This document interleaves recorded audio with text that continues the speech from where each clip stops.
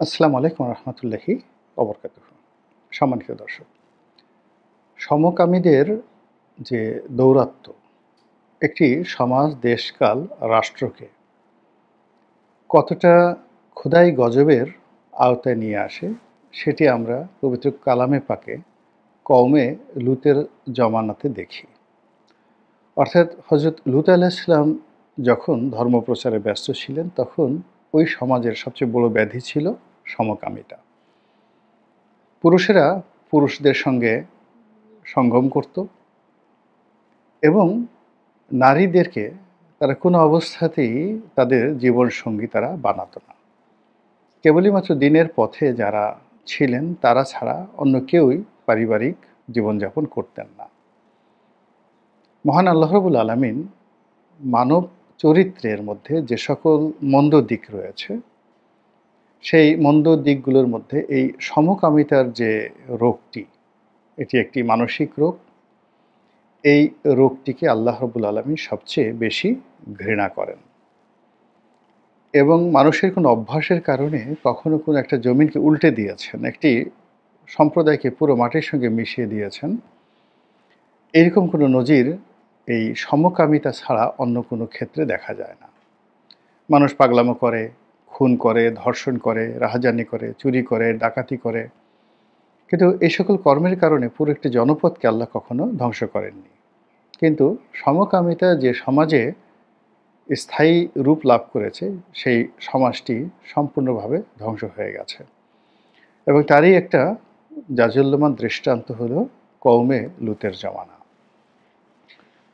কওমে লূতের জমানাতে ওই আমলে রাজনৈতিক অবস্থা কেমন ছিল তা গবেষণার বিষয় এবং তিনি যে এলাকাতে বসবাস করতেন, জাজিরাতুল আরবের যে এলাকাতে, এটি আজকের যে জেরুজালেম, তারপর আজকের যে জর্ডান, জেরুজালেম, কুয়েত, নাবলুস এর মধ্যবর্তী কোনো একটি এলাকা ছিল এবং কওমে লূতের যে জমানাটি, সেই জমানাটিতে তখনও পর্যন্ত পৃথিবীতে ওরকম কোনো সাম্রাজ্য গড়ে ওঠেনি, রাজত্ব গড়ে ওঠেনি।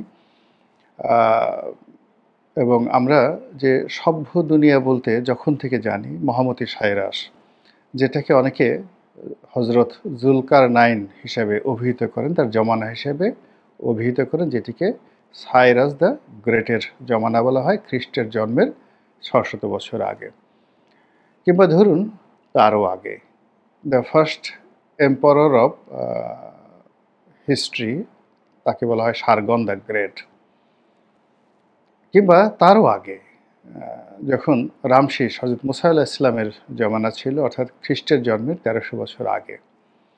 কওমে লূতের জমানা তারও আগে। কথাগুলো বললাম এই কারণে যে তখনও পর্যন্ত পৃথিবীতে রাজতন্ত্র, রাজার শাসন বা রাজনীতি তখন ওভাবে স্থায়ীভাবে কাঠামোগত রূপ লাভ করেনি। তো পৃথিবীতে যেখানে যেখানে রাজত্ব লাভ করেছে, কাঠামো লাভ করেছে, তখন সেই রাজত্বের উপরে সমকামীরা প্রভাব বিস্তার করেছে, রাজার উপর প্রভাব বিস্তার করেছে, এরকম ঘটনা কিন্তু আমরা জানি না। অনেক রাজার ঘেটুপুত্র ছিল, অনেক রাজা আমাদের এই বাংলাদেশেও অনেকের, বিশেষ করে ভাটির অঞ্চলে অনেক জমিদার ছিলেন, যারা তাদের যৌনসঙ্গী হিসেবে স্ত্রীদের সঙ্গে সঙ্গে আবার পুরুষদেরকেও রাখতেন। এদেরকে আমাদের এই বাংলা সাহিত্যে ঘেটুপুত্র বলা হয়। হুমায়ুন আহমেদের একটা বিখ্যাত সিনেমা আছে, ঘেটুপুত্র কমলা। তো এই ঘেটুপুত্র সঙ্গে সঙ্গে পারিবারিক জীবন, এটি একটা যাকে বলা হয় বিকৃত রুচি এবং বিকৃত রোগ। কিন্তু পুরো নারীর সঙ্গকে ত্যাগ করে পুরুষের সঙ্গ পুরুষ পছন্দ করছে, এটা কওমে লূতের জমানাতেই সবচেয়ে বেশি হয়েছিল। কিন্তু ইদানিং যে পরিসংখ্যান, সারা পৃথিবীর পরিসংখ্যান, সেই পরিসংখ্যানের মধ্যে দেখা যাচ্ছে যে শতকরা 23% লোক সারা দুনিয়াতে, আল্লাহ মাফ করুক, 23% লোক এই সমকামিতার সাথে জড়িত হয়ে পড়েছে। এবং 23% অথবা 21%, 21%, 23%, আল্লাহ মাফ করুক। এটার একটা একেবারে যাকে বলা হয় ইউরোপ, আমেরিকা থেকে শুরু করে বাংলাদেশ, উত্তর আফ্রিকা, দক্ষিণ আফ্রিকা সব মিলিয়ে অন অ্যাভারেজে। তো সেই দিক থেকে যদি আপনি আমেরিকাতে চিন্তা করেন, এটির সংখ্যা মোর দ্যান হয়তো 40%। আমেরিকার পরে যদি ইউরোপে আসেন সেখানে হয়তো সংখ্যা অনেক বেশি, কিন্তু আমাদের দেশে ওইভাবে বাড়েনি। কিন্তু গ্লোবালি একটা যে জেনারেল যে গড়পড়তা, সেই গড়পড়তাতে 21% অথবা 23%, এটা আমি একটা ডাটাতে দেখলাম যেখানে এই সমকামিতা চলছে। তো সমকামিতা যে সমাজে চলে, সেই সমাজ সবসময় নিন্দনীয় হয় আধুনিক জামানাতে। এমনকি আমেরিকাতেও যারা এই সমকামিতাকে সমর্থন করেন, ইংল্যান্ডে যারা সমকামিতাকে সমর্থন করেন, এমনকি খুব বিখ্যাত বিখ্যাত লোক, যেমন আমেরিকার সবচেয়ে সম্মানজনক যে গায়ক এবং খুব প্রভাবশালী গায়ক স্যার এলটন জন সমকামী। তো এই যে সমকামী, কিংবা ধরুন এই মুহূর্তে পৃথিবীর যে কয়জন জ্ঞানী ব্যক্তি রয়েছেন তাদের মধ্যে নোয়া হারেরি, বিখ্যাত বক্তা অধ্যাপক নোয়া হারেরি, ইহুদি, ইসরায়েলে বসবাস করেন, একজন সমকামী। আমেরিকাতে এরকম অনেক সেলিব্রিটি রয়েছেন, অনেক সেলিব্রিটি রয়েছেন খুব নামকরা যারা সমকামী, কিন্তু সমাজ এখনও কিন্তু তাদেরকে ওইভাবে গ্রহণ করেনি। অ্যালেন নামক একজন সেখানে টিভি স্টার আছেন, মিডিয়া ব্যক্তিত্ব আছেন, মহিলা কিন্তু সমকামী। কিন্তু এই যে সমকামীদের যে রেট বেড়েছে, এই রেটিংটা কখনই কোনো দেশের রাজনীতিতে গুরুত্বপূর্ণ ভূমিকা পালন করেছে, বা কোনো সমকামী কোনো দেশে রাষ্ট্র ক্ষমতা দখল করেছে বা রাষ্ট্র ক্ষমতার কাছাকাছি বা রাজনীতিতে খুব গুরুত্বপূর্ণ অবস্থায় পৌঁছেছেন, এটি আমি জানি না। ভারত বলেন, পাকিস্তান বলেন, ইংল্যান্ড বলেন, আমেরিকা বলেন, কোথাও এরকম কোনো সেলিব্রিটি পলিটিশিয়ান যে সমকামী, এরকম আমার জানা নেই। এর অর্থ হলো যে সমাজের যে রাজনীতি, এটা হলো সর্বোচ্চ একটা স্তর। তো এই স্তরে বসে যদি এই মন্দ একটা বিষয় চর্চা করা হয়, তারপরে এটাকে একটা রোগ হিসেবে মানিয়ে নেওয়া হয়, এবং সেই মানুষের হাতে যদি রাজনৈতিক নেতৃত্বটা চলে যায়, তখন ওই দেশের উপর একেবারে কওমে লুতের মতো একটা গজব অনিবার্য হয়ে পড়ে। এটাই প্রকৃতির বিধান। আমাদের দেশে এরকম সমকামীদের সংখ্যা বেড়ে গেছে, এটা আমরা সবাই জানি, এবং এরা একটা সংগঠনও করে ফেলেছিল। সেই সংগঠনটা আছে, আমার মনে নেই। এই মন্দ বিষয়গুলো নিয়ে আলোচনা না করাই ভালো। তো এদের একটা সংগঠন আছে, তারপরে তারা এই ধরনের কর্মকাণ্ড করে, একসাথে তারা বসবাস করে, এবং অনেক পুরুষ এরকম সমকামীদেরকে দেহদান করে। অনেক ধনী সমকামী পুরুষ আছে এই শহরে যাদেরকে দেহদান করে অন্য পুরুষ, এরকম পুরুষ পতিতা রয়েছে।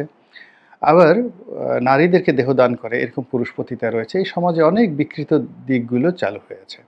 কিন্তু এত কিছুর পরেও আমাদের মূল ধারার যে রাজনৈতিক দলগুলো রয়েছে, সেখানকার নেতৃত্বের পর্যায়ে কোনো স্বীকৃত সমকামী সামনের সারিতে এসেছেন, নেতৃত্বের পর্যায়ে এসেছেন, এটি আমরা কখনো শুনিনি। কিন্তু এই জমানাতে, অর্থাৎ জুলাই আগস্ট বিপ্লবের পর বারবার শুধু রাজনীতির নেতৃত্বে সমকামীদের আধিপত্য, সমকামীদের বাড়াবাড়ি, এটি এখন স্পষ্ট।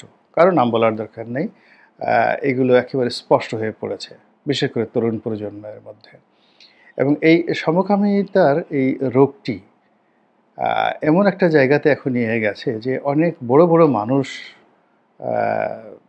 তাদেরকেও এই অপবাদ ইদানিংকালে দেওয়া হচ্ছে যে এই মানুষটি সমকামী। এখন এটি হয়তো একেবারেই অসত্য, কিন্তু যেহেতু এটা একটা মহামারী আকারে দেখা দিয়েছে আমাদের সমাজে, ফলে কাউকে ছোট করার জন্য, কারো ক্যারেক্টার অ্যাসাসিনেশনের জন্য তাকে যদি একটা সমকামী, যাকে বলা হয়, ট্যাগ লাগিয়ে দেওয়া হয়, তাহলে সেই লোকটি দুনিয়ার একেবারে সবচেয়ে অসহায় একটি অবস্থায় পড়ে যায়।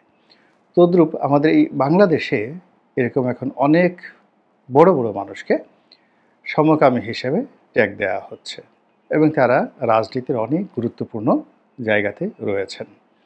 এবং এই বিষয়টি সত্য মিথ্যা যাচাই করার সময় নেই, কিন্তু কিছু আচরণ, কিছু কথা, কিছু অঙ্গভঙ্গি তারপর তাদের পোশাক, ড্রেস কোড, তারপরে তাদের এলাকা। আমাদের দেশে দুটো জেলার লোকদেরকে ব্যাপকভাবে বলা হয় যে ওই এলাকাগুলোতে সমকামী লোকদের সংখ্যা বেশি। দুটো খুব বিখ্যাত জেলা নাম রয়েছে। তারপরে বিভিন্ন শ্রেণী পেশার মধ্যে একটি পেশাকে এবং একটি শ্রেণীকে সবাই খুব বদনজরে দেখে যে এই শ্রেণী পেশার বেশিরভাগ লোক ঘরে সুন্দরী স্ত্রী রেখে ছোট ছোট ছেলেদের শ্লীলতা হানির জন্য তারা দরকার হলে রক্তারক্তি কাণ্ড ঘটিয়ে ফেলে। অনেকে আত্মহত্যার মতো ঘটনা ঘটিয়ে ফেলে, অনেকে হত্যাকাণ্ডের মতো ঘটনা ঘটিয়ে ফেলে। একটা শ্রেণী এবং পেশার প্রতি আমাদের দীর্ঘদিন থেকে কিন্তু এই অভিযোগ ছিল। তাহলে জেলা এবং শ্রেণী পেশা। এখন এই বর্তমান যে রাজনৈতিক অবস্থা, সেই রাজনৈতিক অবস্থাতে জেলা অর্থাৎ সেই যে দুটো জেলা এবং সেই শ্রেণী এবং পেশা বারবারই একেবারে শীর্ষে উঠে আসছে, ক্ষমতার কেন্দ্রে চলে এসেছে এবং তাদের দাপট এবং তাদের দৌরত্ব এখন যে কোনো শ্রেণী পেশার চাইতে বেশি এবং যে কোনো জেলার চাইতে তাদের দাপট বেশি। আর এই কারণে কি হলো, তাদেরকে যারা দেখতে পারে না তারা, অথবা যদি সত্য হয়ে থাকে তারা, অথবা যদি গুজব হয়ে থাকে সেক্ষেত্রেও তারা বারবার শুধু এই সমকামী শব্দ, সমকামিতার যে কুকর্ম এবং এটার যে অশ্লীলতা, এটি সামাজিক মাধ্যমে রীতিমতো ভাইরাল হয়ে পড়েছে। এটি বন্ধ হওয়া দরকার। বন্ধ হওয়া দরকার এভাবে যে আমরা যেন কোনো অবস্থাতেই নিজেদের প্রতি জুলুম না করি, অন্যের প্রতি মিথ্যা আরোপ না করে। যে কোনো একটা মানুষকে আমি সমকামী হিসেবে বললাম, এটা যদি মিথ্যা হয়, সেই লোকটার না যতটা না ক্ষতি হবে তার চাইতে আমি যে বললাম আমার অনেক অনেক বেশি ক্ষতি হবে।